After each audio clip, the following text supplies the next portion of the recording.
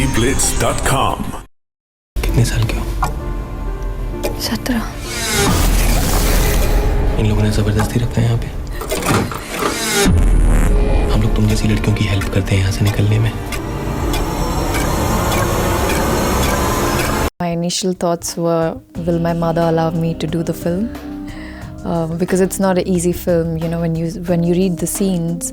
I remember all the co-actors, including Riya, who's playing Preeti, and Manoj. Matlab, there are a lot of actors who read the script and just couldn't stop crying. It's a very sensitive film, and my first thought was like, it's me. I have to do this at any cost. Doesn't matter. We did like several number of rounds, and it was not an easy film to get, first of all. But I had this strong urge because I always wanted to do my first, for which I will be known.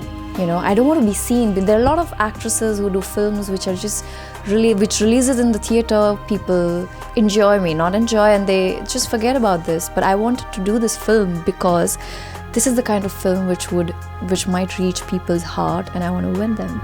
The main cause of me doing this film is I don't know how much commercially it's going to do, and I hope it does well.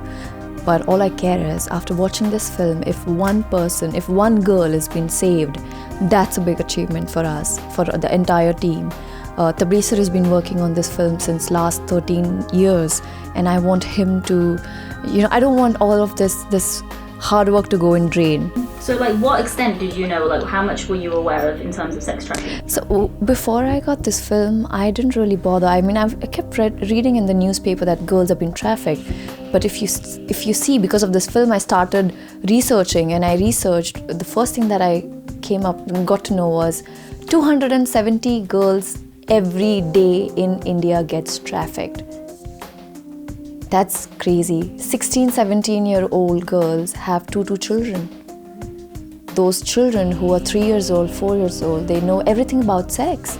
I mean, children mature before their age. I mean, at the age of 3 and 4, it's not good to know everything about physical relationships and sex and prostitution.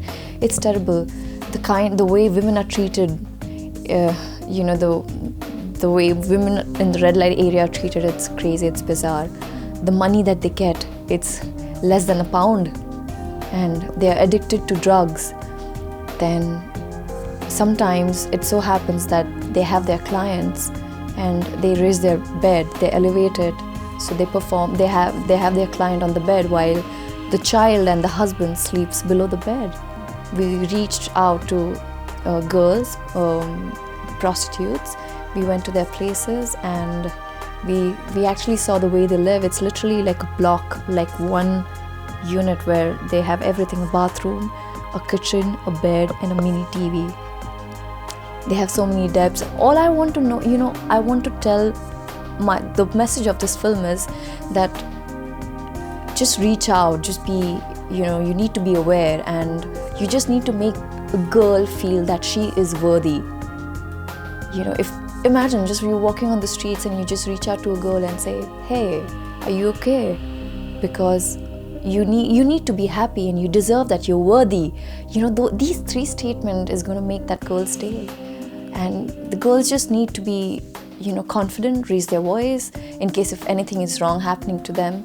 So, yeah.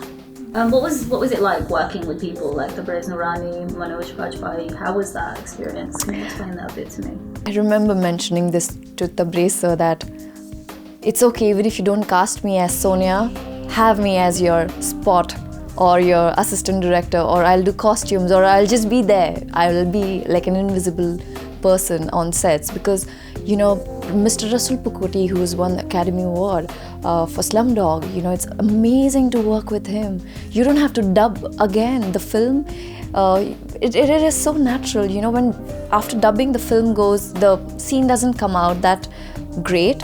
So I'm quite happy. I'm happy to work with David sir and Tabrez Noorani, and the amount of hard work, research that Tabrez sir has put in made me feel like so responsible sometimes. It pushed me harder. I gave everything that I had. And finally, last question I wanted to ask you. Obviously, there's a lot of young people who are out there wanting to make it into the acting scene, young aspiring actors.